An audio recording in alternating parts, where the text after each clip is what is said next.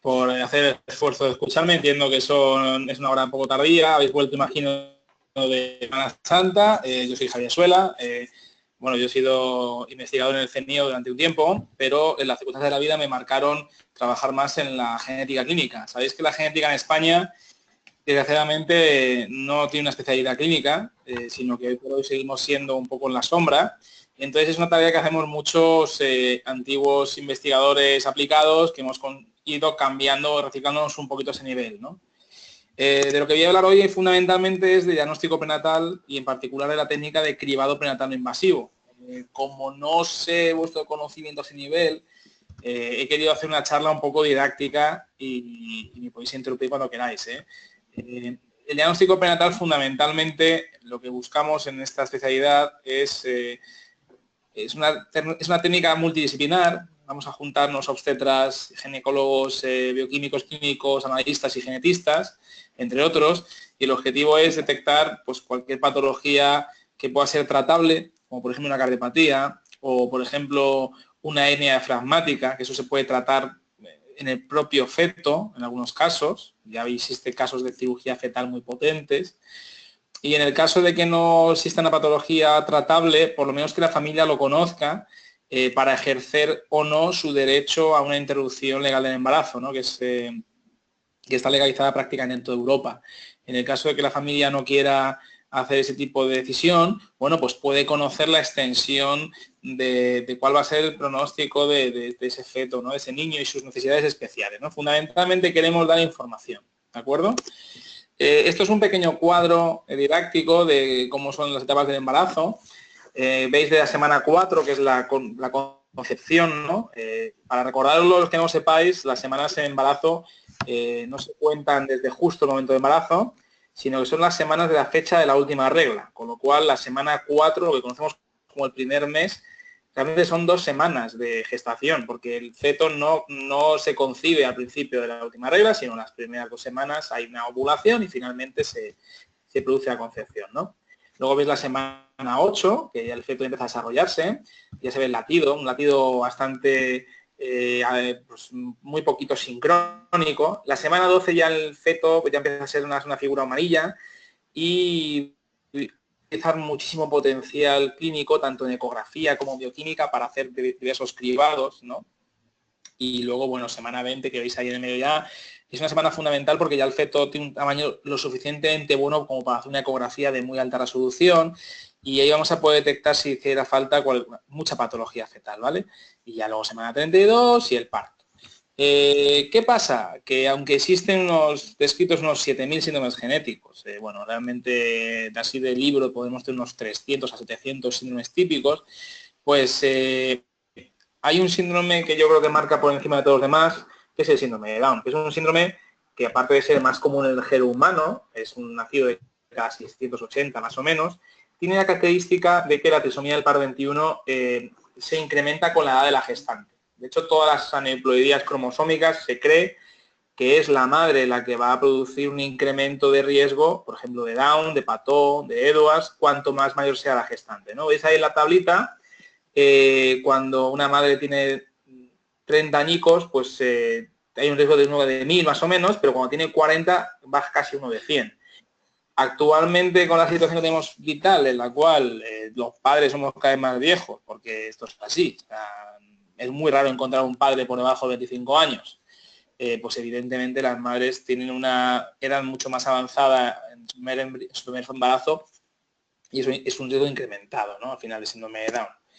Y por eso tenemos estrategias que nos intentan ayudar a predecir el riesgo de que un embarazo tenga un determinado síndrome, en este caso síndrome de Down, pero sin intervenir en un riesgo invasivo. ¿Por qué estoy diciendo esto? Realmente a nivel genético la mejor técnica es una técnica invasiva, por ejemplo la gametocentesis, que lo que hacemos es sacar líquido amniótico que contiene células descamadas del feto y vamos a poder decir si existe un riesgo real o no, un diagnóstico real o no de un síndrome.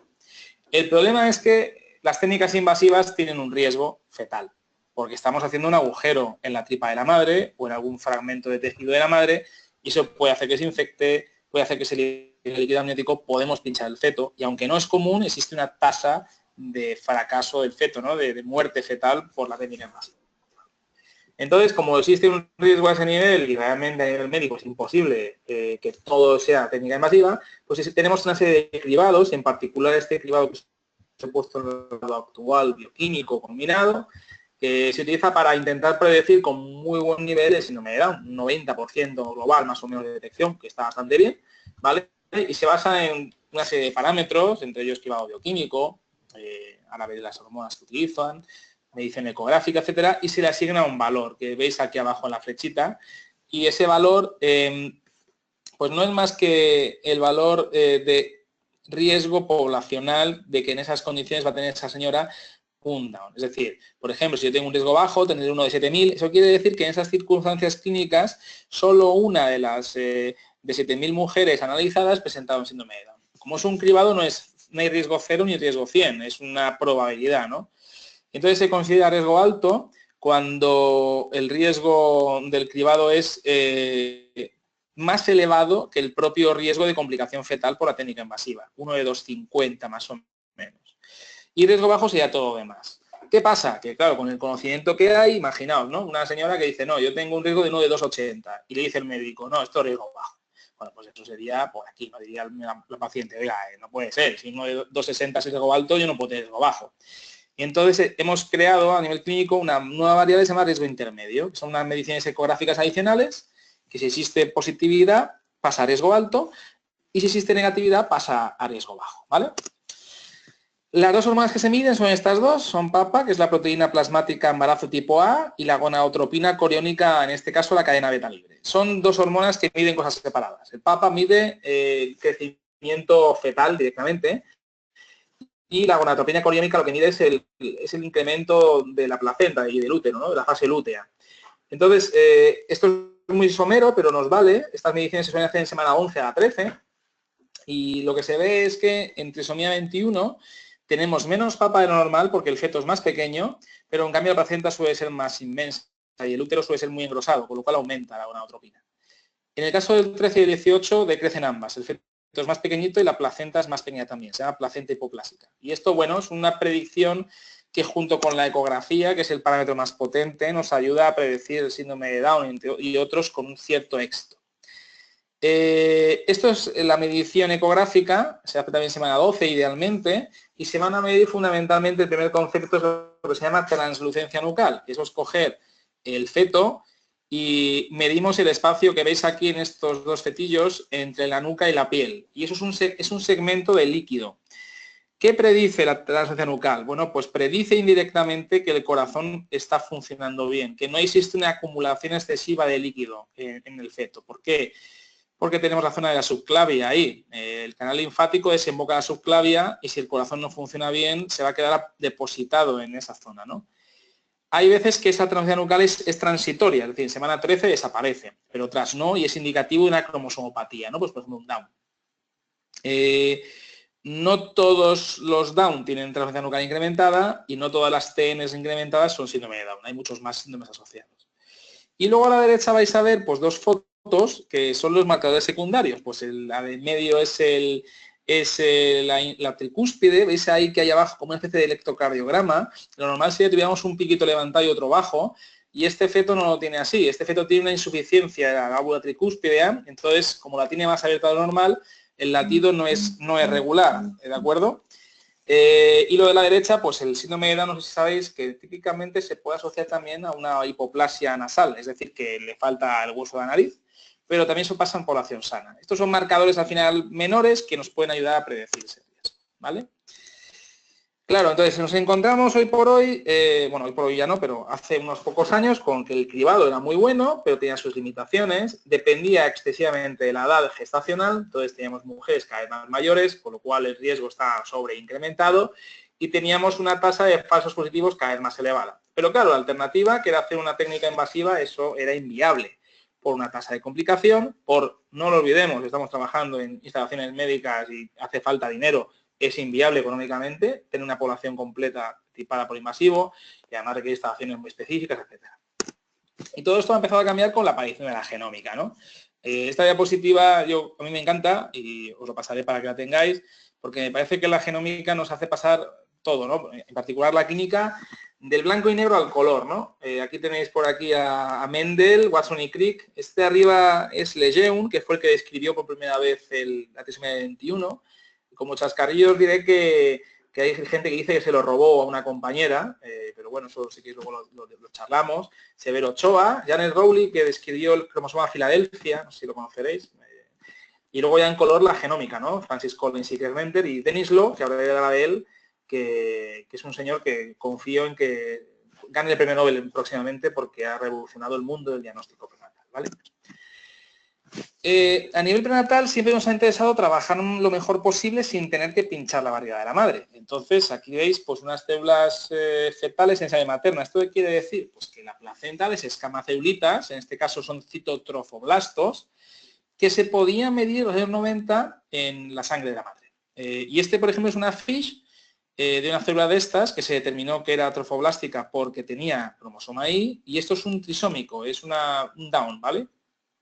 Este es algo que fue muy interesante y muy prometedor, tenía muchas limitaciones técnicas, era muy complicado, pero sobre todo la peor de todas era que teníamos menos de una célula cada 100.000 células maternas, con lo cual si habéis hecho alguna vez FISH, como conoces la técnica, bueno, pues para hacer una FISH decente nos hacen falta unas 20 a 50.000 células como poco, pues imagino hacer el cálculo. O sea, es imposible trabajar en clínica con esto, ¿no? Pero en el año 97, Denis Law, que es el científico que os he comentado antes, describió por primera vez lo que es el ADN fetal en sangre materna. Está mal dicho así, porque el ADN fetal no es el ADN exclusivamente placentario, el feto procesa el suyo, pero ¿qué es ese ADN placentario? Los que no lo conozcáis, no son más que restos celulares de células que mueren por apoptosis. Todos tenemos ADN placentario, todos. La madre también tiene ADN placentario, yo tengo ADN placentario, pero también la placenta lo genera, ¿no? La placenta se mueren sus células y ese ADN plasmático se vierte a la sangre de la madre para que sea degradada en el hígado como el resto del ADN plasmático, ¿no? Lo que vio Denis Law es que el ADN libre en plasma del feto, de la placenta, era mucho más común que esas células, era muy común, ¿eh?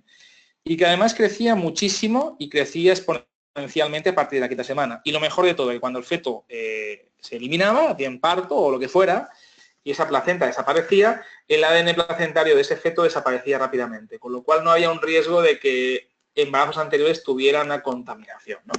Y en el 2011, tres científicos, bueno, un médico científico, que es el doctor Kyprios Nicolaides, Jan Wan y Denis Law, hicieron el primer estudio utilizando secuenciación masiva para predecir el riesgo de trisomía 21, ¿vale? En sangre materna, con plasma. Y vieron que de 750 embarazadas, el 100% que habían dicho que era bajo riesgo lo era realmente en el cariotipo, y el 98% que dijeron que era alto riesgo también era una trisomía 21. Con lo cual esto fue una revolución médica, no sé si os dais cuenta, estamos pasando ya de un 90, 85-90% a casi un 100%, es una exageración.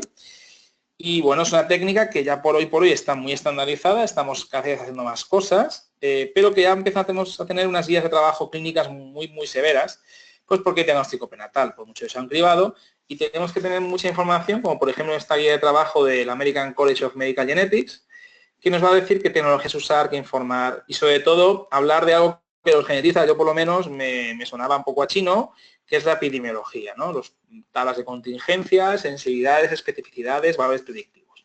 Y sobre todo, como estamos hablando de genética, qué consejo dar a las pacientes en caso de un resultado de alto riesgo, bajo riesgo o no informativo. Con esa tecnología ya estamos orientando el diagnóstico prenatal de otra manera. Por una parte tenemos una población general de un riesgo de 1 de 50 a 1 de 1000 aproximadamente, cada vez se está abriendo más esa horquilla. Este riesgo lo marcamos con la bioquímica previa, ¿vale? Con los test anteriores. Y esos casos vamos a llevarlos a no invasivo. ¿Por qué? Porque queremos predecir el falso negativo y también queremos intentar evitar una miocentesis, entre comillas, innecesaria, que sabemos que no va a ser un down, creemos que no va a ser un down, pero necesitamos una aclaración posterior, ¿vale? Todos esos fetos que tienen un riesgo de 1 de 50, 1 de 200, ante estas técnicas iban a técnica invasiva, con todo su riesgo. Y el valor predictivo positivo era muy bajo. Ahora con el no invasivo no hace falta.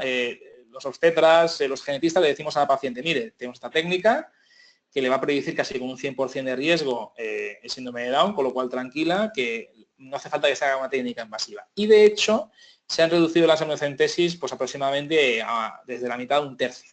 Es una exageración de reducción. Y en el caso de que tengamos algo más grave, una malformación ecográfica evidente, un riesgo muy elevado, etcétera, podremos trabajar con técnicas mucho más potentes como los microarrays o el ANGS, ¿vale? El no invasivo ha ido desarrollándose científicamente a muchísimos niveles. Empezamos trabajando con el 21, 18 y 13. Hay que trabajar con fracciones fetales, que ahora explicaré lo que es, sexo fetal, cromosomas sexuales, alteraciones genéticas variadas. Y a nivel científico todo el mundo tenemos en la retina que nuestro objetivo es llegar a hacer lo que es el cardiograma, ¿no? Hacer una especie de array CGH, de microarray en sangre materna. Hoy por hoy no estamos ahí porque existen muchas limitaciones todavía, pero llegaré convencidos, ¿de acuerdo? Nuestra experiencia está basada en un sistema que se llama método de conteo. ¿Esto qué es? Cogemos un plasma de una madre, extraemos el ADN plasmático que tiene tanto ADN materno como fetal. Para que os hagáis una idea, tendremos de un 5 a un 12% normalmente de ADN fetal en comparación con el total de ADN plasmático. Lo que hacemos es que secuenciamos a lo bruto a baja profundidad.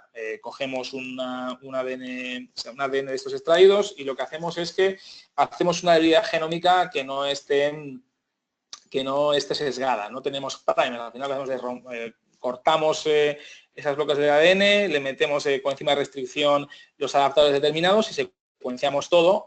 Lo que hacemos es que metemos una cantidad máxima al final de material y pues por impedimento físico entra una cantidad determinada y por estadística entra más o menos una profundidad de 0,3 por, unos 6 a 8 millones de lecturas por cada caso.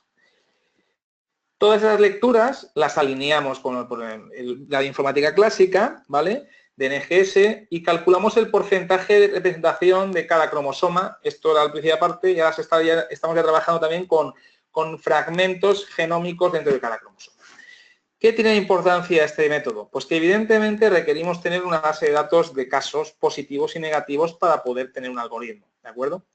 Entonces, cuanto más potente sea la base de datos, mejor será el resultado final del algoritmo, ¿no? Nosotros trabajamos con una base de datos externa comercial que tiene más de 1 millón de embarazadas analizadas, con unos ratios de publicación bastante potentes y que tiene un doble algoritmo. Recuerdo, trabajamos con ADN prenatal, es decir, un error aquí es muy grave por mucho que sea un cribado. No nos interesa el error. Entonces tenemos un doble algoritmo con 2 tests diferentes. Si los 2 tests dan un alto riesgo, consideremos la muestra de alto riesgo. Si son los 2 de bajo riesgo, haremos lo mismo. Y si uno de los 2 es discrepante, nos obligará a repetir el resultado, sobre todo para evitar el falso negativo, que eso es lo que no queremos tener, ¿vale? Evidentemente estas técnicas tienen que tener controles de calidad, no solo técnicos de secuenciación, que si luego queréis podemos comentar, sino también unos controles biológicos. Y el control biológico por autonomasia en el cribado prenatal no invasivo es la fracción fetal. ¿Esto qué es? No es más que el total de fracción placentaria entre el total de ADN plasmático que tenemos. Por ejemplo, un 7%, ¿no? Ese porcentaje de fracción fetal oscila mucho por causas técnicas, por ejemplo, una hemólisis en el momento del pinchazo, o una hemorragia, o, por ejemplo, una destrucción celular excesiva puede modificarse, por ejemplo, un tumor materno puede bajar la fracción fetal porque hay más fracción materna que destrucción, la obesidad de la madre también puede bajar la fracción fetal, y luego también causas clínicas como, por ejemplo, que la placenta sea más pequeña. Si la placenta es más pequeña, la fracción fetal será más baja, ¿no? Este es un estudio estadounidense, ahí tiene bastantes problemas con la obesidad materna, entonces fijaos que si yo tengo una señora de más de 140 kilos de peso, más del 10% de esas mujeres tendrá una fracción fetal inferior al 4%. ¿Por qué pongo esa línea? Porque las guías de trabajo clínicas nos marcan el 4% como mínimo recomendable para hacer la técnica. ¿Y por qué utilizamos fracción fetal? Pues fijaos, esto es para mí el ejemplo de ciencia hecha a mala gaita, ¿no? Está muy bien hecha, pero hay que reconocer que está muy bien hecho, ¿no? A ese nivel. ¿Por qué? Hubo un laboratorio que mandaron 2 muestras de mujeres no embarazadas a 5 centros que hacían prenatal no invasivo. 2 de ellos reportaban fracción fetal, ¿vale? Y dijeron que no era posible analizarlo, pero 3 de ellos no reportaban fracción fetal y dijeron que tenían un feto femenino sano, ¿vale? Esto a nivel clínico es inviable y entonces la fracción fetal se ha puesto como requisito absoluto de trabajo, ¿vale? Nosotros en nuestra experiencia tenemos una serie que va aumentando con el tiempo, pero esta serie ya está bastante bien, está en fase de publicación, unos 12.000 embarazadas, en las cuales los parámetros de 21, 18 y 13, pues fijaos, marcan valores predictivos positivos muy buenos. Tenemos un 97% en el 21 y de 72, 75% en 18 y 13. Y los negativos son muy potentes. Esta técnica está mucho más orientada al descarte que a la confirmación. La confirmación es brutal, fijaos, en el peor de los casos, el 18, 7 de cada 10 fetos alto riesgo tendrán realmente un 18. El predictivo positivo que tiene el cribado combinado clásico va de un 8 a un 15%. Fijaos la diferencia. Pero sí es cierto que no es tan potente como los negativos, ¿no? Los negativos son casi 100%. No llega a ser 100% jamás, por mucho que haya aquí un 100 en el estudio, eso no se puede aplicar, es un cribado, pero es relativamente decente. Y podemos analizar otras regiones, como por ejemplo algunos cromosomas sexuales, que tienen valores predictivos positivos un poquito más bajos, pero los negativos son muy decentes, ¿vale? ¿Podemos ver otras regiones del genoma? Bueno, nuestro sueño como genetistas es empezar cada vez más a ver más patología, ¿no? A ver más regiones, como un cariotipo, por ejemplo. El problema es que es una alteración, esto es una técnica que se basa en estadística. Si yo no tengo casos positivos y negativos, me es muy difícil poder decirle a una embarazada que realmente no tiene riesgo aparente o tiene un riesgo bajo de tener una patología, ¿no? Si yo no tengo, por ejemplo, ninguna trisomía del 1, porque son letales, imaginaos, yo no le puedo decir a una señora, usted tranquila, no va a tener una trisomía del 1, porque no tengo ningún positivo para validarlo, ¿no? Entonces tenemos que trabajar con sospecha, realmente. Si encontramos algo nos puede ser relevante en grado de sospecha. Y por ahora, por la técnica de NGS, que no llega a ser tan profunda, la profundidad sigue siendo, la resolución sigue siendo un poco más baja, ¿no? Más de 10 megabases. Hemos visto varias cosas interesantes, por ejemplo, un Pallister-Killian, trisomías placentarias que convertían luego por rescate cromosómico en disíndrome parental, deleciones, etcétera, etcétera, pero todas grandes, ¿vale? Entonces, un ejemplo era un cribado no invasivo que apareció con un alto riesgo de una duplicación en todo el brazo corto del cromosoma 12, y cuando hicimos técnica invasiva en la miocentesis vimos que había una tetrasomía 12P, y eso se corresponde con un síndrome de Pallister-Killian. El Pallister-Killian tiene una ecografía evidente, pero a partir de semana 19. Esto lo pillamos en semana 15. Bueno, pues al final se le da información mucho antes de la semana 20, que es una semana más complicada a efectos de decisión, ¿vale? Y para no aburriros más, ¿hacia dónde vamos? Bueno, pues la técnica está ahí, ¿no? Y realmente tenemos dos destinos, uno a corto plazo, y es que poco a poco a nivel público en todo el mundo y en particular en España se está instaurando cada vez más el cribado de una manera contingente, es decir, yo tengo un alto riesgo, riesgo intermedio, medio alto, y le puedo hacer una técnica no invasiva para asegurarme de hacer la mecentesis, pero es que lo que queda claro es que vamos a un cribado poblacional, ¿vale? Ahora estamos debatiendo mucho, de hecho tenemos un congreso esta semana, de genética interdisciplinar, en el cual se va a debatir este tema. Vamos a intentar hacer guías de trabajo con los obstetras, estamos en ello, porque claro, tenemos que saber exactamente qué queremos cribar. Podemos cribar un montón de cosas, pero hay que tener un buen equilibrio porque, claro, sí, podemos reducir técnica invasiva, simplificar protocolos, tal, pero el problema es que si cogemos muchas aneuploidías complejas, nos puede dar más problemas de lo normal. Si yo elimino las técnicas anteriores, que es lo que no queremos hacer hoy por hoy, podríamos obtener otra corte de falsos negativos y al final sí vamos a tener problemas, ¿no? Hay que intentar cribar muy claramente qué queremos hacer. Pero la parte que más me gusta a mí es el futuro, ¿no? Porque hoy por hoy estamos trabajando con unos 4, 10, 20 millones de lecturas, ¿no? Y las regiones pequeñas de menores de 6 megabases hoy por hoy son muy difíciles de ver. En este estudio, Lin Chitty de Reino Unido ya marcó que la sensibilidad cuando aumentamos a 120 millones de lecturas un caso es muy potente por debajo de 6 megabases. Claro, os recuerdo que estamos ya cerca del genoma, ¿no? Bueno, está ya, pero no es masivo. Imaginaos que podemos hacer 1000 millones de lecturas por cada caso, no 100, 1000 millones.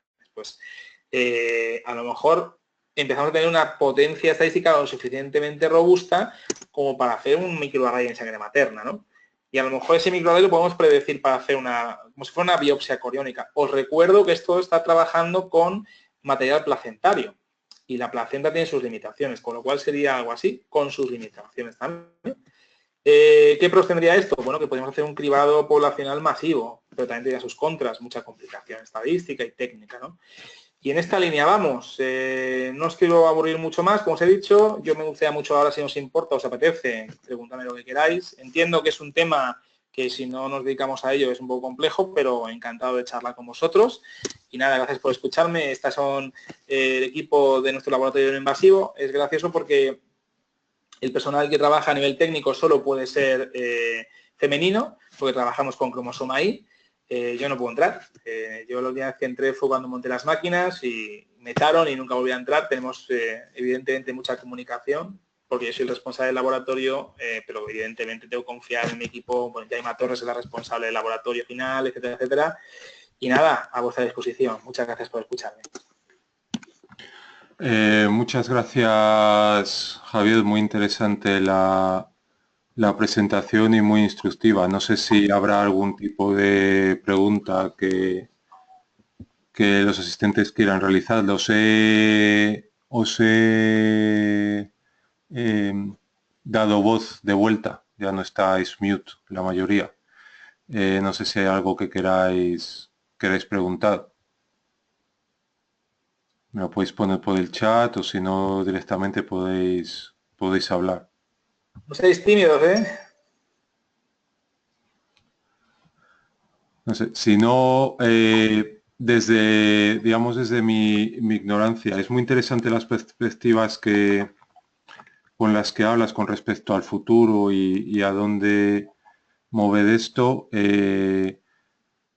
¿Cuál crees que puede ser pensando un poco quizás a más largo plazo, cuál crees que puede ser la adoptación de este tipo de técnicas, digamos, en los sistemas de salud a nivel nacional, Bueno, pues en el medio plazo? Pensando vamos a ver. también, no sé, con el interés también de los gobiernos actuales en políticas de austeridad, reducción de coste, etcétera.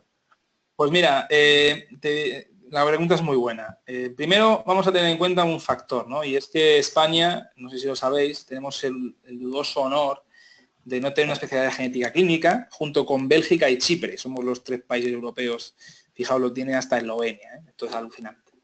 Entonces somos un poco, somos una gotita de arena, una gotita de agua en el desierto, nada más. Pero el tema del cribado invasivo tiene mucho potencial. ¿Por qué? Porque a diferencia de otras técnicas más masivas, como la NGS, que a lo mejor genera incertidumbre, esto es una NGS, pero no es una aplicación similar.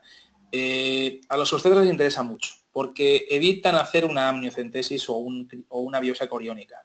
Y no les gusta hacer eso. Realmente tiene su complicación. Al final hay un riesgo, es una operación quirúrgica.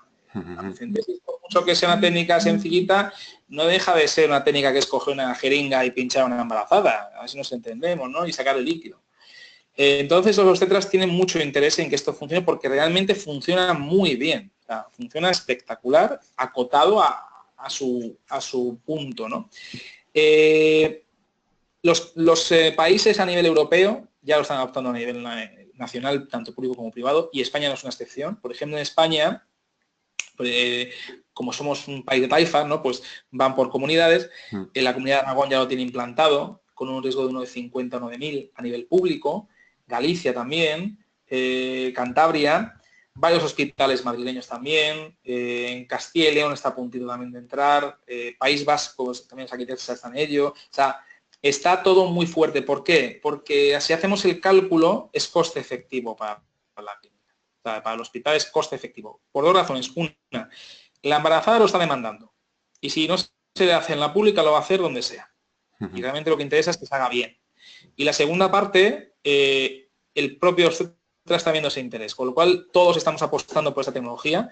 Pero cuidado, solamente orientada a que no haya malformación ecográfica. En el momento que haya alguna patología grave, esta técnica no vale para nada. Esto no hay que utilizarlo. Hay que ir a técnica invasiva, ¿vale? De acuerdo. Si llega aquí alguna pregunta por el chat que quizás va en torno a esta línea y preguntan, por ejemplo, si se recomendaría a las mujeres embarazadas hacerse el cribado, estoy leyendo literalmente, si se recomendaría a las mujeres embarazadas hacerse el cribado no invasivo rutinario o debería aplicarse solo a las que, digamos, pueden tener un riesgo alto de problemas. Originalmente el test se orientó solo a alto riesgo, ¿vale? Porque era lo más sencillo para trabajar. pero cada vez más se están haciendo publicaciones que demuestran que en población general es muy útil. Entonces, hoy por hoy el uso de este test no está orientado solamente a alto riesgo. Ya, primero, que en muy alto riesgo no hay que hacerlo, como he dicho antes, ¿vale? Pero en ese riesgo alto, medio intermedio, se Sí, está utilizando. medio intermedio, sí.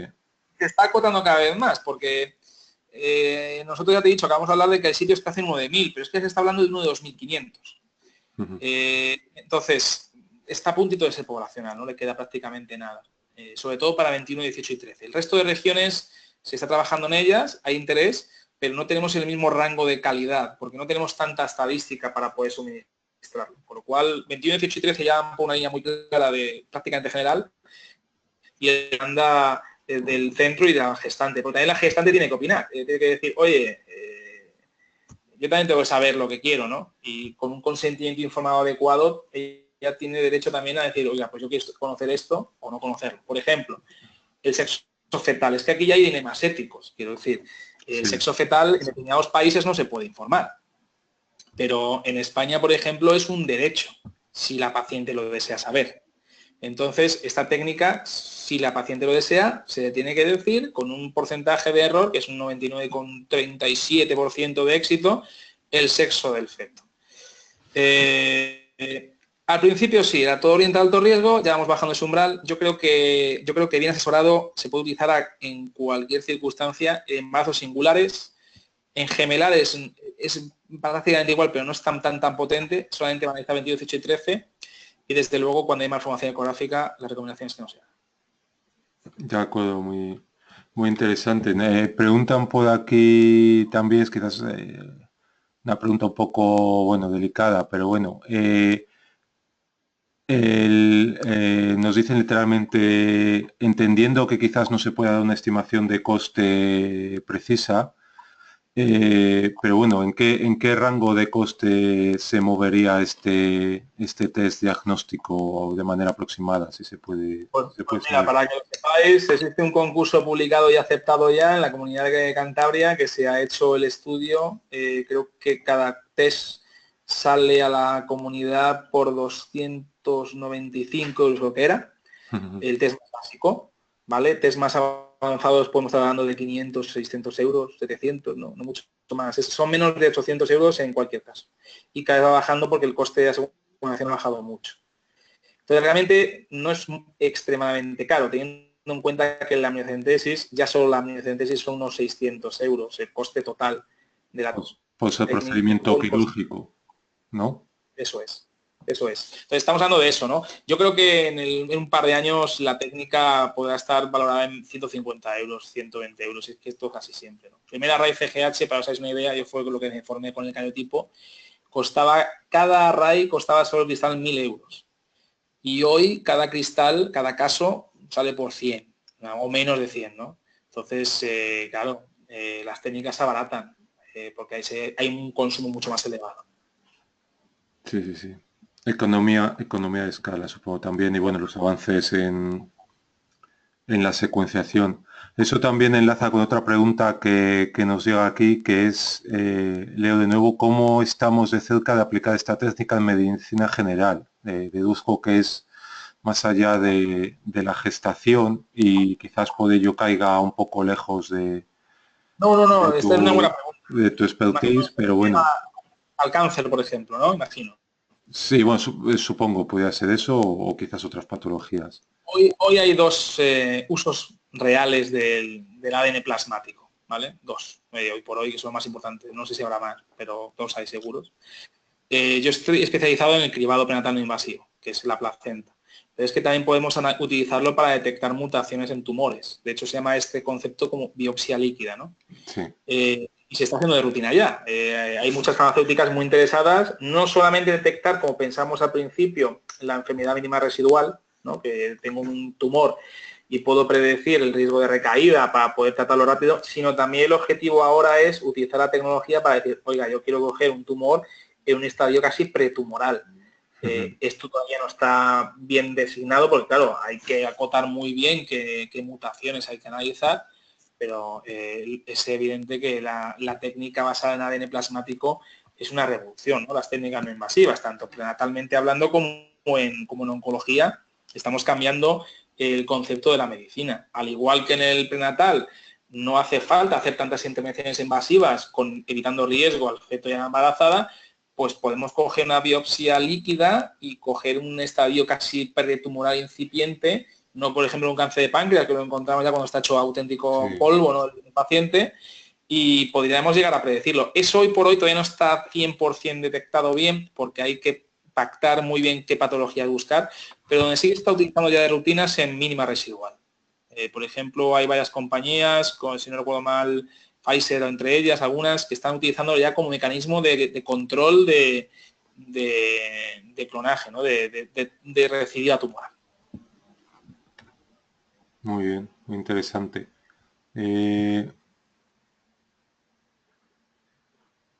Vale, llega ahora otra pregunta. Vale, leo, porque espero interpretarla bien, porque vamos, yo trabajo con genética, pero bueno. Dice, en el cribado se detectan trisomías. ¿Podría estudiarse el DNA, el ADN fetal a nivel de mutaciones puntuales, CNVs? Bueno, las CNVs sí se están haciendo ya. No con el mismo rigor, porque no tenemos tanta estadística para poder aprovecharlo, con lo cual no hay valores de contingencia tan severos. Los parámetros predictivos son muy bajos porque la tasa de la enfermedad es muy pequeñita. Por ejemplo, se están viendo cosas como, bueno, habéis visto antes un Pallister-Killian, ¿no?, que es una tetrasomía 12p, eso no deja de ser una alteración genética muy grosera, pero es algo así. Deleciones en 10Q hemos visto, una delección en 16, hay deleciones también que se pueden ver como Kiduchat o Katai. Hay alguna compañía que empieza a decir se puede ver George. Yo ahí soy más conservador porque es muy pequeñita en tamaño y la tecnología hoy por hoy no es tan potente. Y además el George se asocia mucho a la patología de Fallot, que es una cardiopatía muy severa. Entonces, oye, esperemos a la ecografía, ¿no? Si tiene ecográficamente algo, pues se ve y punto. Hoy por hoy. Y a nivel de mutaciones eso es más complicado. ¿Por qué? Pues porque tenemos a la madre. Entonces, si yo tengo una mutación que se da de la madre, es muy difícil, si no tengo información de haplotipo, poder separarla de la madre, ¿no? Entonces, seguramente se está haciendo ya un diagnóstico, en este caso no invasivo, pero orientado a mutaciones conocidas, fundamentalmente recesivas, o de causa paterna. Pero sí se está haciendo, por ejemplo, para cosas como síndrome de fibrosis quística, etcétera, sí se está haciendo ya. El Reino Unido tiene un protocolo muy bueno de no invasivo, espectacular, de diagnóstico, que lleva la doctora Fiona McKay, vamos, y también Linchiti, pero son casos muy puntuales con mutaciones muy conocidas. Hoy por hoy hacer un invasivo de mutaciones estándar es muy complicado. Se podrá hacer seguro, pero todavía no se está estandarizando. Son enfermedades más residuales, más difíciles. Yo creo que todavía estamos un poquito más lejos de eso. De acuerdo. Muy bien. No sé si hay alguna pregunta más. Si no, parece que no llega. Si no, bueno, pues simplemente creo que darte las gracias, Javier, por tu tiempo y tu exposición y la claridad de la información que nos has proporcionado. Esperamos que ha sido de interés a los asistentes y no sé si... sí, me dicen por aquí también que muchas gracias. No sé si sería posible que compartir algunas diapositivas con la gente que se ha registrado, ¿no? Vale, pues no, no, ten en cuenta que todo esto ya le he comunicado en congresos, etcétera, con lo cual, mira, yo soy muy altruista a ese nivel, esto no está patentado, son datos nuestros que exponemos con cariño, estamos orgullosos de ello, con lo cual lo que necesitéis sin problema, ¿vale? de acuerdo, pues yo creo que si me lo haces llegar a mí, yo luego lo distribuyo a las personas que se han registrado y supongo que incluso tus datos de contacto supongo que estarán en la Sí, diapositiva, si no probablemente incluso... Sí. no, si no, tienes tú y se va a hacer llegar sin problema. Y nada, encantado de charlar con vosotros. Siento no tener la comunicación de audiencia. A mí me gusta más las charlas clásicas, ¿no? Con la gente delante, mirar las caras de aburrimiento, de disfrute. No os he visto, espero que os haya gustado. Y nada, a vuestra disposición, ¿de acuerdo? De acuerdo, muchas gracias por aquí, muchas gracias a ti y aquí también me dan las gracias para ti desde la audiencia. Gracias. Adiós, adiós. Bueno, muchas gracias. Adiós. Adiós.